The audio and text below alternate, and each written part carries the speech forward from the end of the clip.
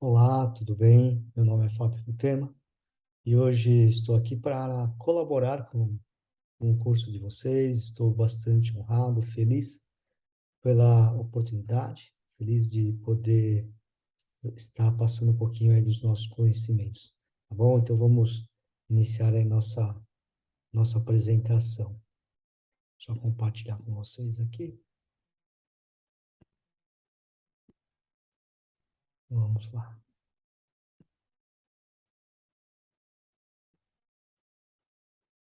Bom, vamos falar então sobre a importância da identificação da dor nos animais e o uso do protocolo de analgesia. Então, inicialmente, vamos falar um pouquinho do reconhecimento, da identificação, depois conhecendo um pouquinho dos protocolos, né? Não é a intenção da nossa palestra de hoje falar o protocolo para cada situação, tá? Mas sim que vocês tenham uma noção ampla do que nós podemos realizar para o controle da dor. Perfeito? Bom, primeiro, obviamente, nós podemos dizer que dor é uma obrigação profissional. Todos nós que somos médicos veterinários, nós temos a obrigação de controlar a dor, por menos que venhamos a conhecer essa, sobre a dor, é uma obrigação nossa. Né? É uma obrigação humana, de que nenhum ser possa ter dor e se eventualmente tenhamos que realizar algum procedimento que possa causar, que esse procedimento seja indolor, tá? Outra, e que graças a Deus nós estamos tendo um pouquinho mais sobre a consciência dos animais, que eles realmente sentem dor e dor como nós. Não há nenhuma diferença. Talvez sejam alguns escondam mais a dor do que o outro, mas todo mundo tem dor. Bom, isso foi firmado numa declaração de Cambridge em 2012. A nossa revista publicou isso em 2013, sobre a declaração de Cambridge. Todo mundo já sabe. Então, isso foi publicado em 2012. Então, são 10 anos dessa declaração. Os animais vertebrados, incluindo os cefalópodes, são seres sencientes. Os humanos não são os únicos a possuir os substratos neurológicos que geram consciência. Isso foi determinado por um grupo de neurocientistas cognitivos, neuroanatomistas, neurofisiologistas, neurofarmacologistas, ou seja, inúmeras pessoas, pesquisadores, cientistas, determinaram que os humanos não são os únicos a possuir substratos neurológicos que geram consciência, ou seja, se têm consciência, são seres sencientes, nossos queridos irmãos animais, eles sim têm capacidade de ter dor, de sentir a dor. E se eles sentem dor, é a nossa obrigação moral que eles não venham ter esse incômodo. Né? Então, para isso, eventos como esses são importantes para que possamos mostrar um pouco do que esses nossos pacientes sentem e que nós devemos sim controlar. Então, a primeira coisa que da parte da palestra que é identificar a importância da identificação da dor. É importante, obviamente, para a gente ter o controle dela, né? É importante nós sabermos que nosso paciente tem dor e às vezes é tão sutil que isso, o que eles estão demonstrando, e eles estão falando isso para a gente, da forma deles. Nós temos que entender, tá? Então, podemos dizer que a primeira parte da palestra é a identificação, com a importância que, sem conhecermos que eles sentem dor, não há como tratá-la, porque nós não estamos sabendo do que eles estão sentindo e qual é o grau, qual é a intensidade de dor que eles estão sentindo, tá? Bom, primeiro, aquela história da dor aguda, dor crônica. Então, a dor aguda, né, que é o transoperatório, pós-operatório imediato, quando ele vem, é muito fácil. Nós temos essa capacidade, principalmente nós, anestesiologistas, em reconhecer a dor aguda, aquela dor transoperatória, aquela dor pós-operatória imediata. Nós somos treinados para isso, né? O anestesista é treinado para isso. Mas aquele profissional, ele tem que ser muito mais do que isso. Ele tem que conhecer a dor, não só aquela aguda, não só naquele momento, mas sim a dor crônica, aquela que ele esconde, o nosso paciente esconde. É isso que nós temos que entender, tá? Que é a parte mais difícil. E eu vou colocar alguns exemplos para vocês terem uma noção, ok? Então, a dor aguda é simples, é fácil, né? Pós-operatório, simplesmente a gente palpa, faz uma pressão sobre a ferida. Outro detalhe importante, que todas essas avaliações de dor, né, tem que ser de uma forma mais suave, né? Obviamente, aqui nós temos que avaliar se o paciente está com dor pós-operatória, né? Então, é uma avaliação de dor aguda e temos que fazer uma pressão e que essa pressão seja suficiente para ver se ele tem realmente dor pós-operatória. Mas toda vez que nós formos manipular, tem que ser de uma forma gentil o nosso paciente. Aqui, só de olhar, quer dizer, antes nós tínhamos o tato, né? Quer dizer, o tato sob a pressão e vai ter uma resposta comportamental do animal. Mas só de olhar aqui, olha essa resposta comportamental. O animal está em posição de prece. Ele está lá nessa posição de prece, ele está olhando aqui, ele está protegendo o abdômen, está com dor, né? Então, mas isso é fácil de avaliar, é fácil de conhecer. E os outros dois aqui, se não estão anestesiados ainda, se não estão ainda com uma intensidade grande de sedação, olhando de longe, parece que não estão com dor. Mas isso também não quer dizer nada. Se o animal está imóvel, não está com dor. Às vezes ele está imóvel de tanta dor. Então, todos esses fatores são importantes para nós reconhecermos se o paciente tem ou não tem dor, não é? Outro detalhe aqui, uma cirurgia transoperatória, né? Desculpa, uma cirurgia de uma TPLO, que é um procedimento cirúrgico para de uma artroplastia, o animal tem uma série de ligamentos, assim. A cirurgia é bastante comum, é uma cirurgia bastante dolorosa, porque o cirurgião tem que corrigir a angulação, né? Ele vai ter que realizar uma osteotomia, ou seja, um corte na tíbia, e, obviamente, produz muita dor. Mas a avaliação dessa dor é muito fácil, a gente só observa o paciente em si, né? Muito fácil em relação à dor crônica. Se aumenta a frequência cardíaca, se aumenta a frequência respiratória, se aumenta a pressão arterial, o comportamento do animal, enfim.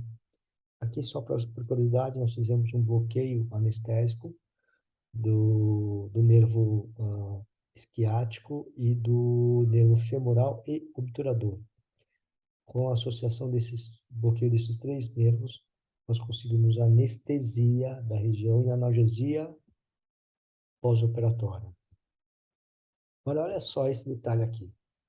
Isso aqui é o vídeo de uma colega que é veterinária, uma colega que é especialista em dor, mas olha só, está lambendo a pata. Assim, parece até normal o paciente lamber a pata, mas a pontinha da pata, pontinha dos dígitos. Observe também que aqui nós temos uma outra imagem em que nós estamos vendo a porção caudal, né, a área posterior da coxa desse mesmo animal, nessa cadelinha, e ela estava lambendo essa região. O que foi diagnosticado? Esse animal teve esse distúrbio, essa alteração de comportamento por dor. E se nós olharmos bem, se ela está mexendo, lambendo a ponta da pata, tem relação com o nervo esquiático. Esse nervo esquiático está saindo lá de L7, S1, S2. Então, ele pode ter uma lesão desde lá de cima de L7, S1, S2 e ir correndo até a ponta dos dígitos. Mas também ele tem uma lambedura na região caudal, né? Na região posterior da coxa. Isso aí é enervado, essa região da pele, é enervada pelo cutâneo femoral caudal, que sai nas inervações sacrocaudais, né? De L7, S1, S2, que são os glúteos, os nervos glúteos. Então, nós podemos dizer que a lesão é alta. A lesão que ela tem é na porção sacrococcígea, né, desculpa, lombo sacral, e que nós optamos em fazer um tratamento aqui de uma administração da metilprednisolona via peridural no espaço lombo sacro, né? Após isso, o animal ficou super bem e parou com essas alterações de comportamento. Aqui, uma lambedura também na região não só caudal, mas também medial da coxa, né, do mesmo animal. Aqui é a mesma visão. Isso aqui, obviamente, eu vou mostrar, mas cuidado, se vão levar um susto, o animal vai uivar só de tocar. Então, ele tem uma dor neuropática. Só o carinho, vou parar aqui. Só o carinho, só o fato de fazer carinho, o animal tem uma intensidade de dor exacerbada em locais que não estão afetadas, né, digamos assim. Então, o animal já tem uma dor neuropática chamada de alodínia, ou alodinília, que é um paciente que não adianta a gente ficar tratando só com os anti-inflamatórios, esteroides, não esteroides, com os opioides. Aqui nós já devemos tratar já com outros fármacos, com outras terapias, acupuntura, antidepressivos, com outro tratamento nesse paciente, tá? Olha só, nós estamos falando de reconhecimento, já estamos falando também dos protocolos. Olha esse outro caso aqui também. Paciente que veio para nós de resgate, era um casal, o macho não era castrado, desculpa, o macho era castrado, ela não, o macho talvez ele passa por ali. Você vê que ela está tentando se movimentar e não consegue. Só o rabinho mexe, a gente consegue ver na face dela uma expressão de desconforto. Aconteceu essa cadela, ela não estava assim, ela veio andando feliz da vida, só que ela estava no cio, um macho foi para cima dela, né? Foi tentar realizar a cópula, né? E ao fazer isso, o macho era castrado, deu uma pesada nela e ela começou a sentir essa dor, ó. Você vê que ela tá com essa face, conseguem observar isso. Olha só. Ela andava em posição de prece. Tentei vários tratamentos aqui também, com opioides, com ketamina, com os corticoides, e não tive sucesso. Até que eu li esse. Aí eu fazia no raio-x, no raio-x, uma, região de Lise, na região sacral, né? Dá para ver essa espondilite aqui anquilosante, aqui, lombo sacro, várias anquiloses, diminuição de espaços intervertebrais. É um processo crônico que agudizou. Uma coisa importante também, a dor é um sinal importante que nós temos que observar, mas a doença de base é que nós temos que entender. Então, praticamente essa doença de base, ela não tem cura. O que vai demonstrar para nós se essa doença de base está produzindo um desconforto é a dor do paciente, obviamente. Então, nós temos que controlar isso. Então, é um processo crônico que agudizou. Então, nós temos que voltar à sua cronicidade sem que ela esteja produzindo dor, né? Então, novamente aqui, eu peguei uma literatura, já, isso foi 2016, se não me engano, né? Então faz 6 anos, de utilizar a metiprezolona como eu fiz naquela cadelinha lá, aquela cadelinha primeiro que ela se lambia a ponta da pata, isso nós já fizemos, isso foi alguns meses, tá? Uns 3, 4 meses, se não me engano. E esta aqui, que está impressa, andando impressa, faz 6 anos.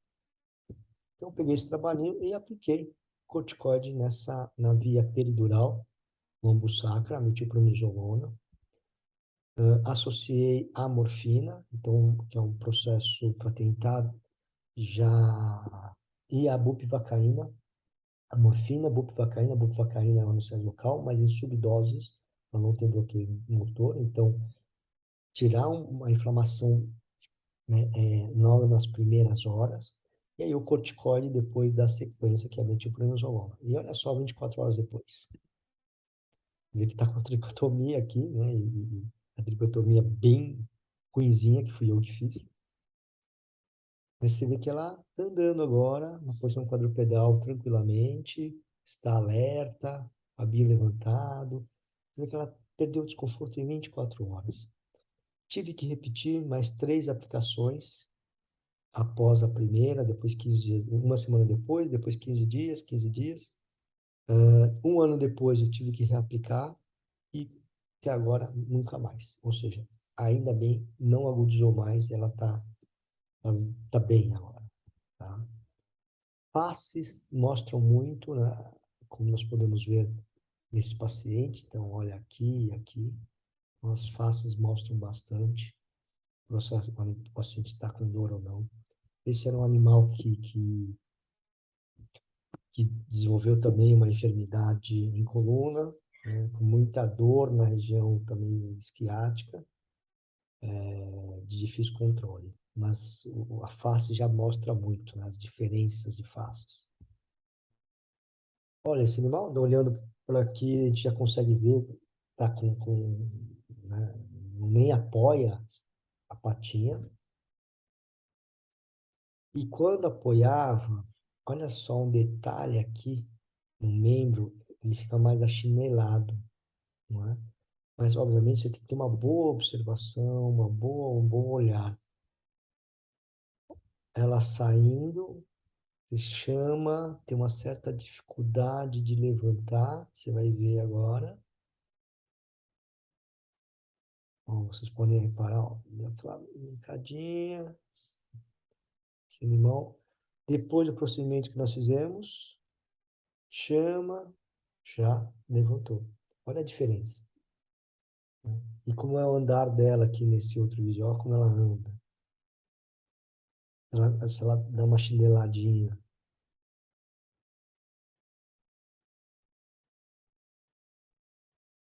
olha só, né? Então, nós podemos já... Esse paciente, então, o problema é na região cervical, região do plexo braquial. Se ela, os membros, lembrar que o plexo braquial é formado pelas 3 últimas ramos ventrais dos segmentos medulares cervicais e das 2 primeiras torácicas. Então, o problema era é, é, cérvico-torácico, né? Então, como a gente... Algum problema tem ali, né? E do lado que foi realizado o procedimento, né? Do lado que estava mancando. O que que nós optamos em fazer? A mesma forma que nós fizemos a aplicação de metilprednisolona lá naquele animal lombo sacro, nós fizemos aqui, né, injetando no espaço, fazendo uma punção. Aqui é a professora Daniela Santini, uma punção lombar, ou seja, tóraco-lombar, ou L1, L2, ou L1, L2, e passamos um catéter nessa região até a região cervical. Até a região cervical, vocês repararam que aspirou a gota. Fizemos um pouquinho só de uma hidrodivulsão do espaço peridural. Estamos passando o catéter que foi medido. Nós medimos esse catéter. Esse local é lá no IEP Ranvier, Instituto de Ensino e Pesquisa, e nós temos nossos cursos lá de pós-graduação.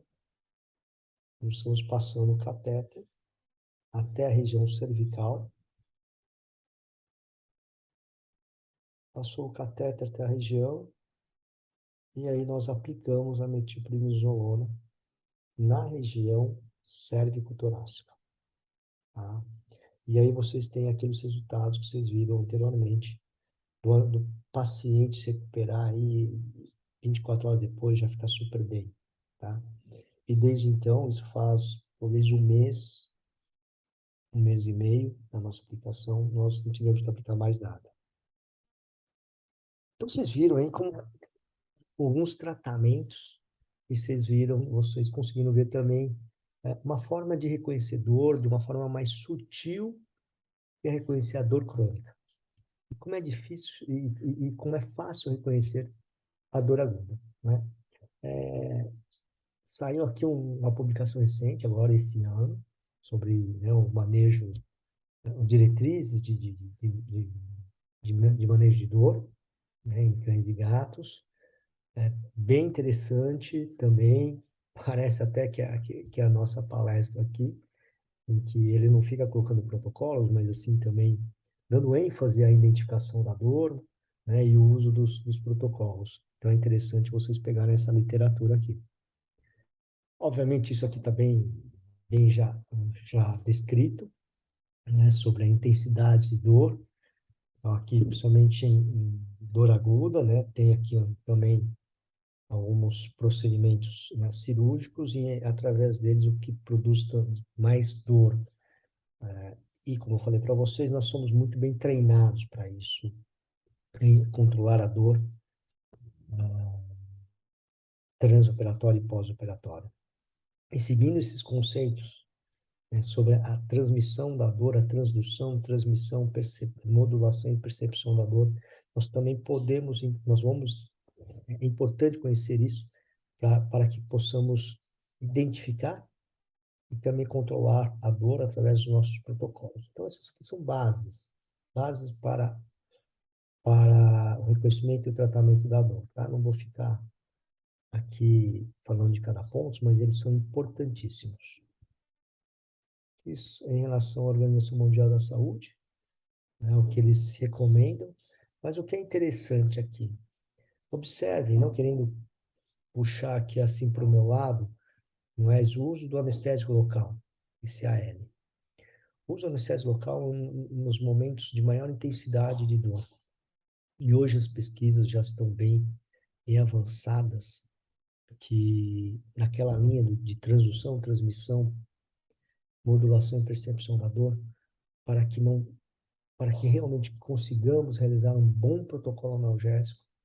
Em algumas situações é importante o uso do anestésico local ou das técnicas de anestesias regionais, como vocês viram naqueles animais com uma enfermidade, uma dor articular na pata, nos membros anteriores, cérvico-torácico, e aqueles outros dois animais com problemas na região ombro-sacra ou sacral.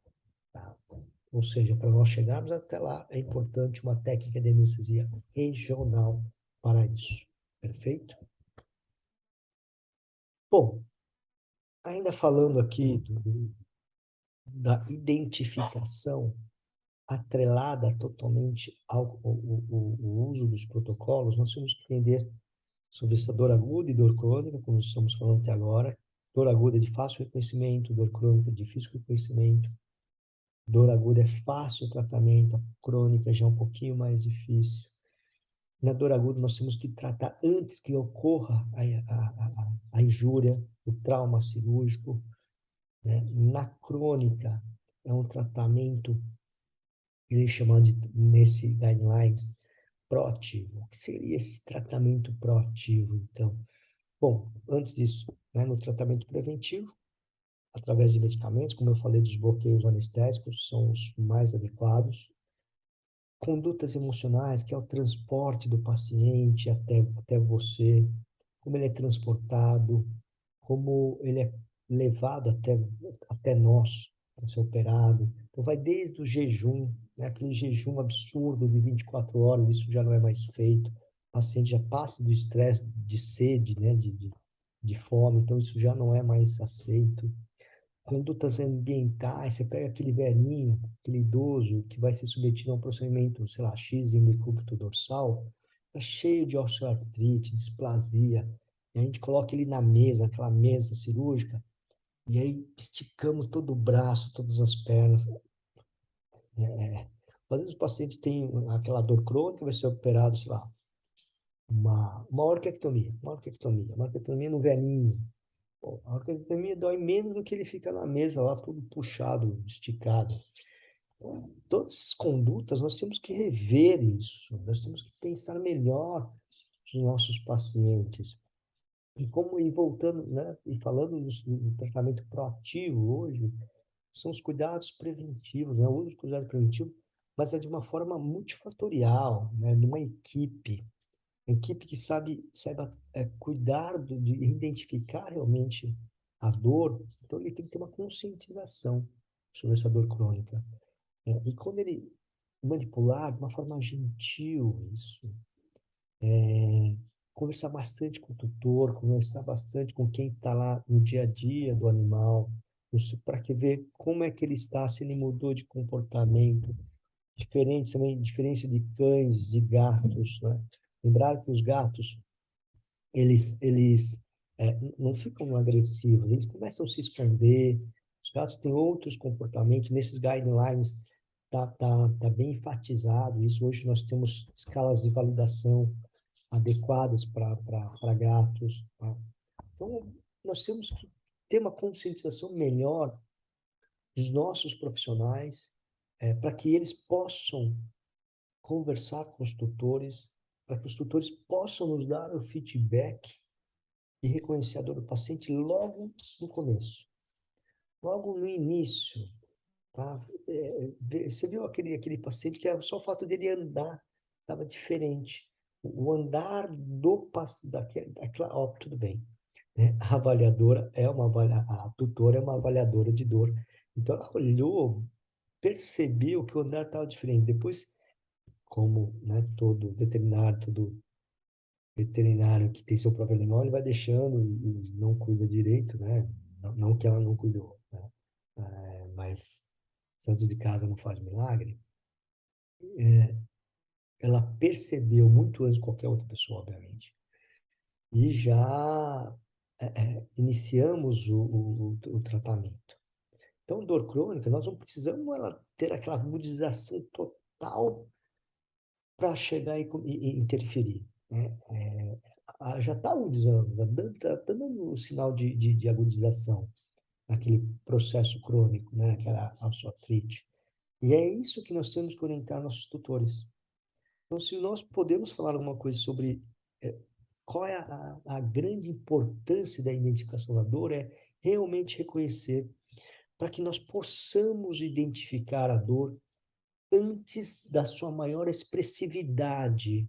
É como aquela pessoa que tem enxaqueca, e tomar o remédio logo depois que não consegue, já tem fotofobia, já está com náuseas. Se ele se reconhece, se ele se conhece, e sabe que tem aquela enxaqueca, quando ele já começa a sentir lá um gostinho metálico, quando ele olha para a luz está meio, não está tão forte, está meio desfocada, ele já sabe, ele começa a ter aquela aura de dor, da enxaqueca, pô, vai tomar seu remédio. Já vai se resguardar, sei lá, vai fazer sua meditação, vai fazer hidroterapia, não sei o que ele vai fazer, mas ele tem que tomar providências antes de ocorrer aquela dor intensa, que é muito mais difícil de controlar. Isso também vale para os nossos pacientes que têm dor crônica, que têm aquelas osteoartrites, aquelas displasias. Elas estão lá, elas não vão ser curadas, mas elas podem agudizar em qualquer momento. E é isso que nós temos que conversar com os tutores. É isso que nós temos que ensinar nossos colegas vets, para que eles possam falar isso com os tutores, orientar os tutores na identificação de dor desses nossos pacientes, né? Ainda no controle proativo, né, no protocolo proativo, aquele paciente que tem displasia, a gente sabe que não vai ter cura. Bom, vamos controlar o peso, o local onde que ele vai ficar, o controle ambiental que nós temos que trabalhar, né? Fisioterapia, fortalecimento dessa musculatura. O paciente tem uma osteoartrite. Os fisioterapeutas hoje, inclusive nós temos lá uma pós de fisiatria lá no IEP, e eu estou aprendendo bastante com isso também, mudou muito, né? Muito, muito, muito. Então, a conscientização dos nossos tutores frente a uma enfermidade crônica, sem cura, Cabe a nós conscientizar os tutores e falar que eles têm que levar seu paciente, seu animal, com fortalecimento de musculatura, no controle de danos. É isso que nós temos que entender, ok? Quanto aos medicamentos, os fármacos, isso nós estamos cansados já. Sim, apresento toda hora, são desenvolvidos outros fármacos e nos auxiliam no controle da dor, né? Hoje, agora, se fala muito do CBD, fala muito dos anticorpos monoclonais, antifator de crescimento neuronal. Perfeito, perfeito, mas isso é mais fácil a gente incluir dentro dos nossos protocolos, né? Eu acho que a grande dificuldade está em conscientizar os próprios veterinários, para que eles possam conscientizar os tutores que um paciente com um processo crônico, quando agudiza, às vezes o controle fica quase que né, desculpe, praticamente incontrolável, né? Realmente controlar o manejar do nosso paciente. É importante toda essa conscientização. Esse é o meu próprio animal, não está mais aqui o Thor, é óbito 2018, se não me engano, já tinha já uns 14, 15 anos. O Hot resgatado, ficou comigo acho que uns 5 anos, me mordeu 4 vezes, e ele tinha essa, quase já com osteosarcoma, né? Mas não fechei o diagnóstico, uma dor absurda, dá para ver pela junção aí, o acetábulo, toda a cabeça do fêmur em lise. Então, aqui fazendo fisioterapia, melhorando aqui a musculatura dele. Eu cheguei a fazer um bloqueio chamado PENG, que ele bloqueia as inervações do acetábulo. É como se fosse uma denervação. E aí você vê o pós-bloqueio, como é interessante, que ele consegue ter uma vida, uma qualidade de vida, porque para quem não andava e defecava deitado, quando esse animal defecou, né, foi lá fazer sua necessidade, foi uma felicidade grande, porque nós vimos o quanto nós demos uma qualidade de vida aí para ele naquele momento, desde que ele ficou com a gente aí. Aí você vê que o paciente estava bem, né, nosso meu querido Thor, aqui, ó, latindo.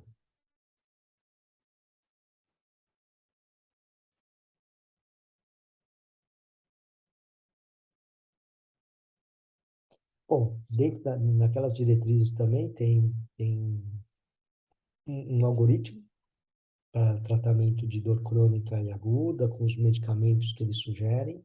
Então, para quem quiser pegar essa literatura, está bem interessante. Tem os usos dos opioides, anti-inflamatórios, corticoides, anti-inflamatórios não esteroides, ômega 3, né? Melhora no ambiente, enfim. Está tudo lá, que é mais fácil para que vocês possam ter tempo de olhar, de ler, de entender, para desenvolver os protocolos do dia a dia de vocês. Aqui o outro animal, com osteosarcoma, você vê a face já de dor, né, pela face. Nós fizemos amputação, controle de dor aguda,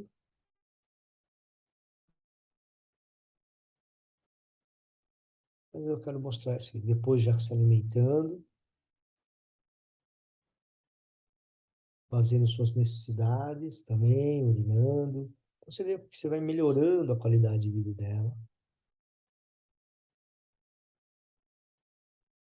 Então, são pontos que a gente vai olhando. É uma academia resgatada também, foi resgatada, não está mais com a gente, né? Infelizmente deu metástase, mas viveu aí 1 ano aí com a gente muito bem, depois da amputação.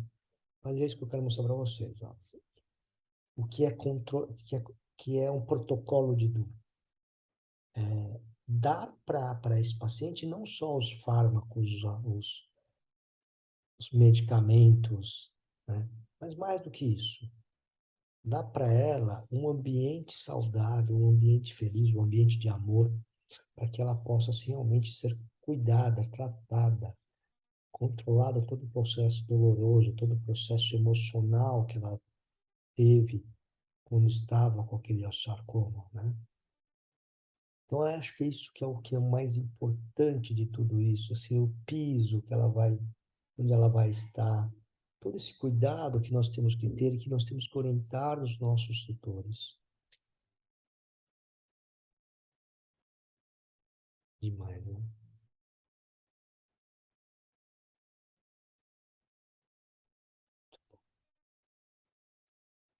Então, e agora eu vou deixar um momento aí de...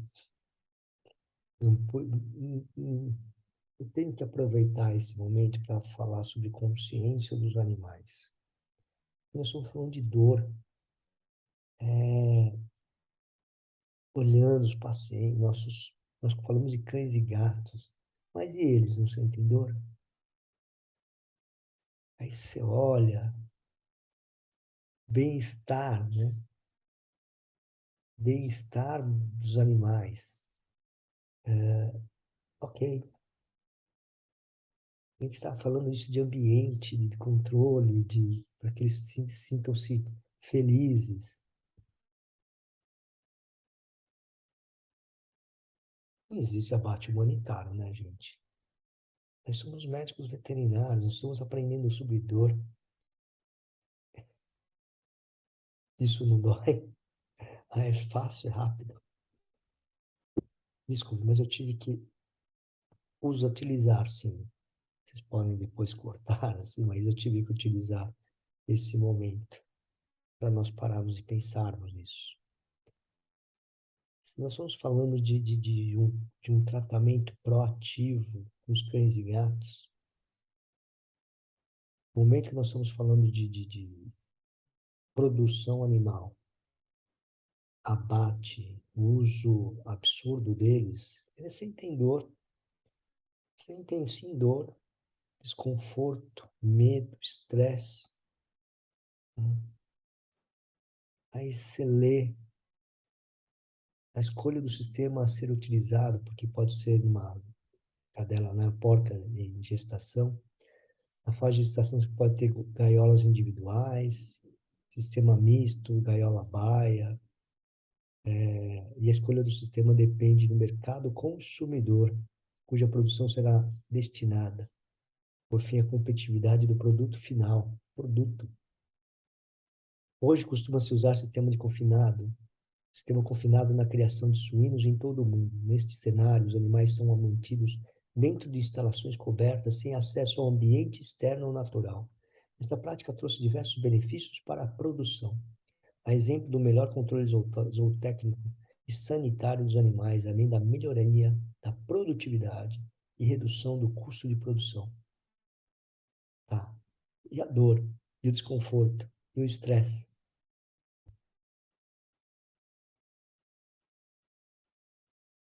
Vamos pensar, né?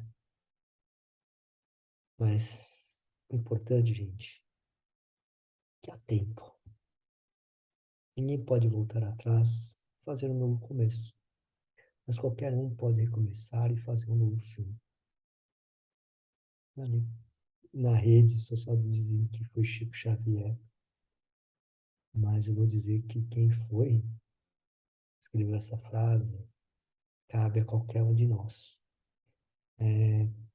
Há tempo de mudança, gente. Obrigado.